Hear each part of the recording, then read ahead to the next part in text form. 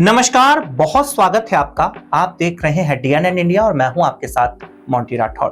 DNN India के इस खास कार्यक्रम जीवन शैली पर निर्भर स्वास्थ्य और हम, जिसमें हम हर बार आपको रूबरू करवाते हैं और मुलाकात करवाते हैं शहर के उन चिकित्सकों से, उन डॉक्टर से जिन्होंने अपने अपने क्षेत्र में महारत हासिल की होती है।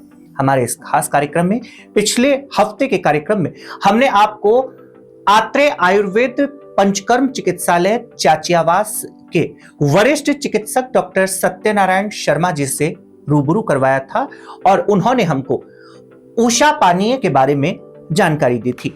आयुर्वेद के इस क्रम को आगे बढ़ाते हुए आज फिर हमारे साथ आत्रेय आयुर्वेद पंचकर्म चिकित्सालय के वरिष्ठ चिकित्सक डॉक्टर एसएन शर्मा, सत्यनारायण जी शर्मा मौजूद हैं और आज हम इनसे कवल धारण के बारे में जानकारी लेंगे। दर्शकों को यह बताएंगे क्या है कवल धारण, क्या इसकी पद्धति है, क्या इसकी प्रक्रिया है और किस प्रकार से कवल धारण को किया जाता है। सबसे पहले कार्यक्रम को शुरू करने से पहले हम डॉक्टर एसएन शर्मा जी का स्वागत करना चाहेंगे। सर, बहुत बहुत स्वागत और अभिनंदन। सर, आप अपना कीमती समय निकाल के डीएनएन इंडिया के इस कार्यक्रम में आते हैं और हमारे दर्शकों को आयुर्वेद से रूबरू करवाते हैं, क्योंकि वर्तमान समय सर हर कोई चाहता है आयुर्वेद की ओर जाना, हर बीमारी को जड़ से खत्म करना चाहता है और उसका, जैसा पिछले कार्यक्रम में आपने बताया कि हर बीमारी का जड़ से खत्म करने का जो मुख्य इलाज है वो आयुर्वेद में संभव है। सर, पिछली बार आपने उषा पानीय के बारे में जानकारी दी थी और हजारों लाखों दर्शकों ने उस कार्यक्रम को भी देखा।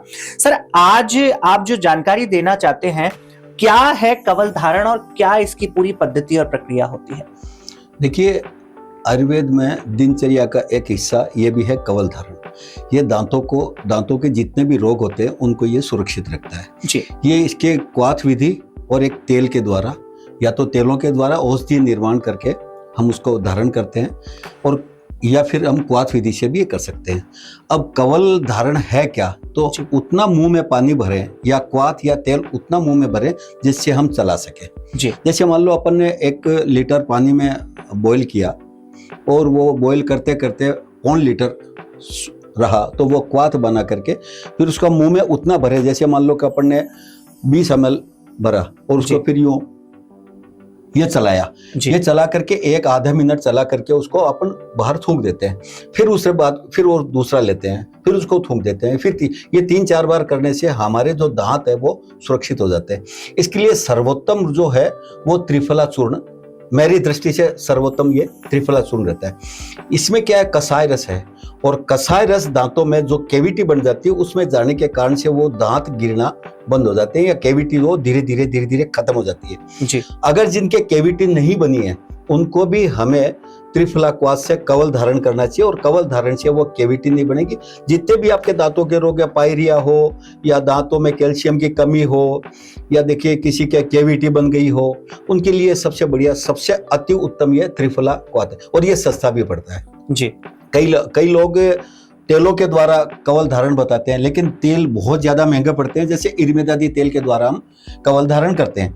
इर्मेदादी तेल खुद ही महंगा है, और उस तेल, ज्यादा महंगे तेल होने के कारण से वो एक बार में जितना 1 महीने में त्रिफला का खर्च आता है उतना वो इर्मेदादी तेल 1 ही दिन में उसका खर्च हो जाता है जी। तो बेटर ये होता है कि हम दांतों के जितने भी रोग हैं उनको करने के लिए हम सुबह सुबह कवल धारण करें।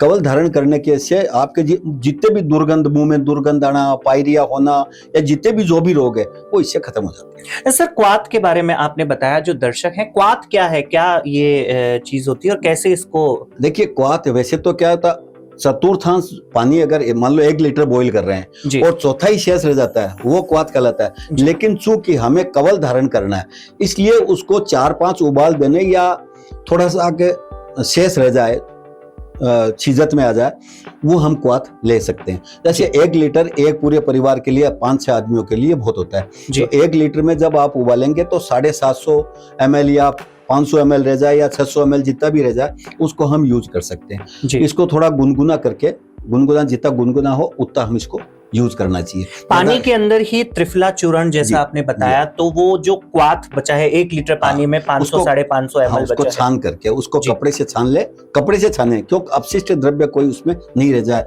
मान लो कंपनी से अपन ला रहे हैं मार्केट से, जी। उसमें कोई नुकीली चीज आ गई हो, जी। अपन सीधा ही उसका यूज करें तो थोड़ा सा वो कभी कभार गलत हो जाता है। हम हानिकारक उसको हो सकता है। तो हम उससे कपड़े से छान लें।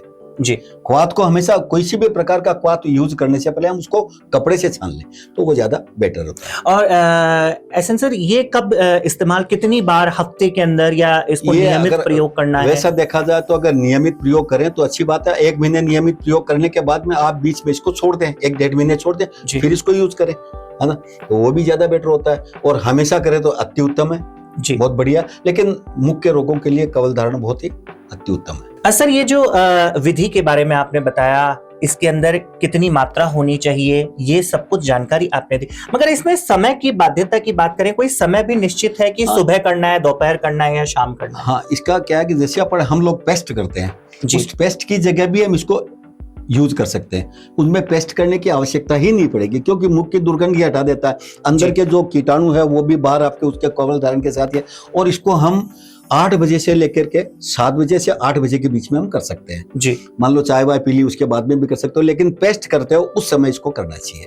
इसका कोई विशेष नहीं है, लेकिन फिर भी सुबह के टाइम में हम पेस्ट करें उसकी जगह ये करना चाहिए। आज के हमारे इस कार्यक्रम में वरिष्ठ चिकित्सक और सरकारी सेवा से सेवानिवृत्त डॉक्टर एसएन शर्मा जी, जो वर्तमान समय में आत्रेय आयुर्वेद और पंचकर्म चिकित्सालय में अपनी सेवाएं दे रहे हैं और वरिष्ठ चिकित्सक के नाते आमजन को आयुर्वेद से जागृत कर रहे हैं, उन्होंने आज के इस कार्यक्रम में बहुत ही महत्वपूर्ण जानकारियां हमारे साथ साझा की। अगले कार्यक्रम में फिर हाजिर होंगे, तब तक के लिए दीजिए इजाजत। नमस्कार।